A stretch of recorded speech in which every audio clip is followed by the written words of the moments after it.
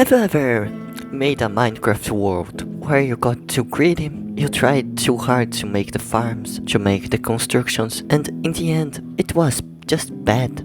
It wasn't even good because everything we started, you stopped at the middle. Like, not a single project was done. The world was left after some months because you thought it was bad, it was ugly.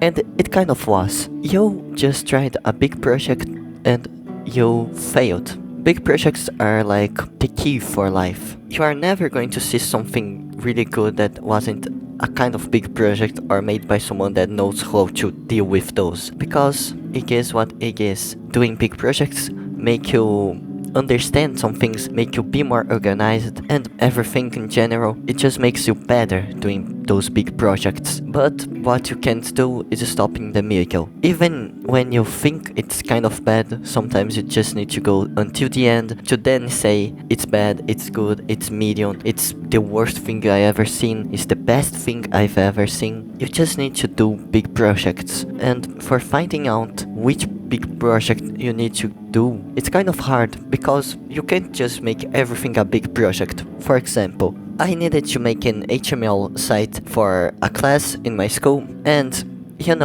I got a really big idea. I'm a really big fan of Evangelion, so I decided, I'm going to make an Evangelion site. And at first my idea was really big, like thousands of pages, really a lot of things to do, but then I noticed I'm not doing that. Not like in the way I wouldn't if it was for my free time, it was for my passion. But for school, I wouldn't. Not because I don't care about school, but it wasn't what the teacher was wanting. He was wanting a site that works. And I can't just give him a site that don't work, a site that don't make sense. With no CSS, with no pages, it don't make sense. He wants another thing, not just my effort. And I had a friend that he made the total opposite of me. I finished the project even though I wasn't really happy with how it was. He was like trying his best to do everything, like every single detail. He was making about Ark, all the 3 games. I think it's 3, okay, I don't play Ark. But then he was, I don't got time to this and that. And then he ended up needing to do another test, I think, for his grade, because he basically didn't give the teacher a site. He gave basically a scratch instead of a full thing. Even though my site wasn't good, it wasn't just a scratch. You need to see when you are going to make a big project and when it's just a 1 week thing. It's just a thing you are going to do. Those videos, they are made to be weekly, so I'm not going to make hours of effort into making them. Not only because I don't have those hours nowadays, but more because they are made for being weekly. So I can't really have the time to cook on them. Like, I will make effort, I will put my own effort for this, but I won't like get hours in the edit or hours in the script just thinking how I'm doing this, how I'm doing that, how is it going to be better. There's projects that of course I do that. I will basically overthink everything. I will get every single word in the script and think, does it make sense? Does it make a good joke? Does it make it good? But then for these videos, I don't. For example, I think I recorded something for another project where like my XP bar in Minecraft was different from one video to the other, and they are supposed to be one in front of the other. And then me and my partner for that project, we kind of discussed a little and we decided to re-record those things because it wouldn't be what we want, because that's not a project for weekly uploads. It's more likely a project that's big, that's incredible big. It got lots of organization, lots of things to. It's just the project that's worth it to record the things, to redo those things that we think are bad.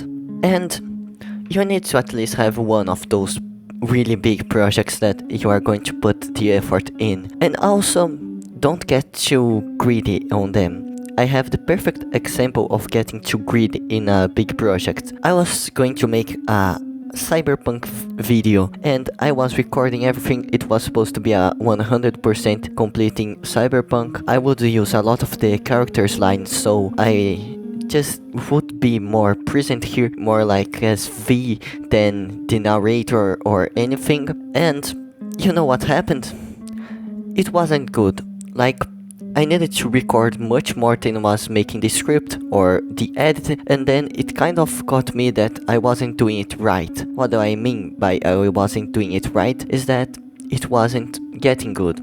It wasn't a single good thing in there. Like, oh yeah, the script I think the legal I wrote was fire, but then the entire thing that's actually the video, like the moments that I actually passed a lot of time empty because I wasn't writing the script. In the end, I was just playing Cyberpunk and saying I was making a video. That's kind of a big problem when you try to make projects with games. You need to kind of focus because you are many times not just playing the game, you're also making a video. But also you need to kind of want to play the game, because I'm doing an Elden Ring video by some months now, and I got the entire script, I'm starting to edit it, but I don't have the challenge done yet because I'm basically with no time, studying a lot.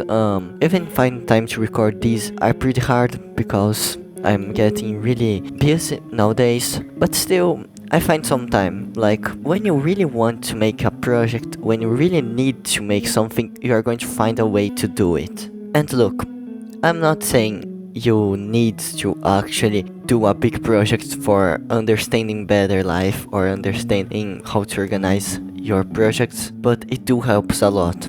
I can't even say how much I learned by making those bigger projects in not only how to edit, how to script, but a lot on myself, on how I deal with these things. Because there is one part that I really feel like people miss out those days, or they get it too seriously. That's the rest part. You need to rest, of course you need to rest, but I don't really think people get how the rest should work or how it could work, because it depends on the people. Think you are a car. It will all make sense in a second. Think you are a car. Can a car go around the entire world without stopping for gas or electricity once?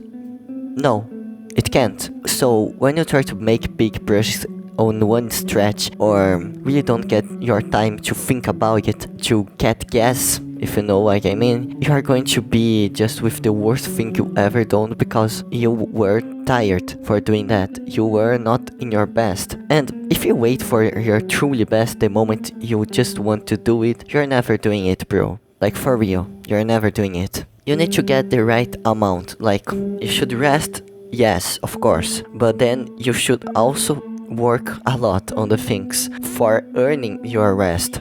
The Pomodoro technique is really good for that, and put something you really want to do and actually helps you. Playing instruments. I think the only instrument I play for like a task is the piano, because I actually forget a lot to play the piano when it's not a task, so I make it a task, but I love playing the guitar, so I put it as a rest for me. Like, I get from high school, before going to dinner, before going to my work, I play a little of my guitar, because that's one of the things that make me rewind. Since now playing games is part of what I do for big projects. For example, I've bought Wu-Chang Fallen Feathers. That's a Souls-like I've been really wanting to play, but I'm with this Elden Ring thing in my mind, and I can't really just think, oh, I'm going to play Wu-Chang because, oh, I need to finish up with Elden Ring. Because once I finish with Elden Ring, then I'm not going to make pause. It's more like I'm just going to have a little more time for Wu-Chang, for those things, and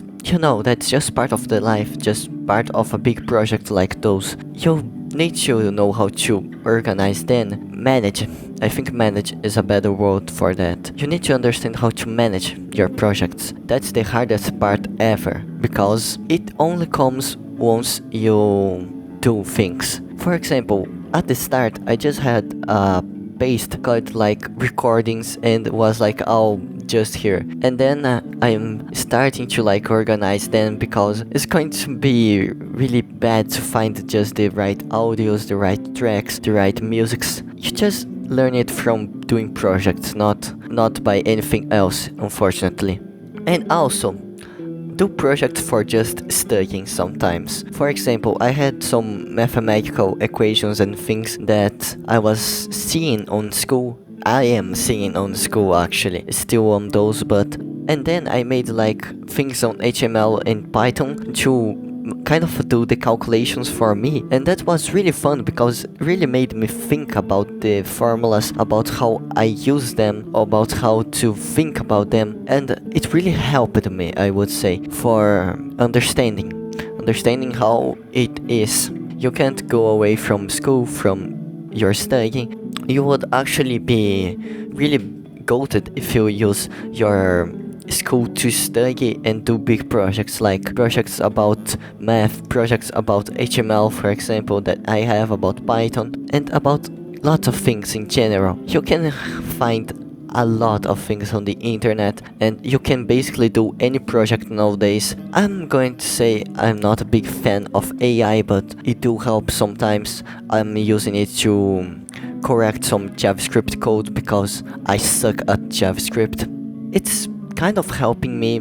I wouldn't say like, oh, tell the AI to do the things for you, the projects for you, because in the end, all the creativity that always led to my project was from me. But when you need to correct something on your essay, on your code, maybe it's good.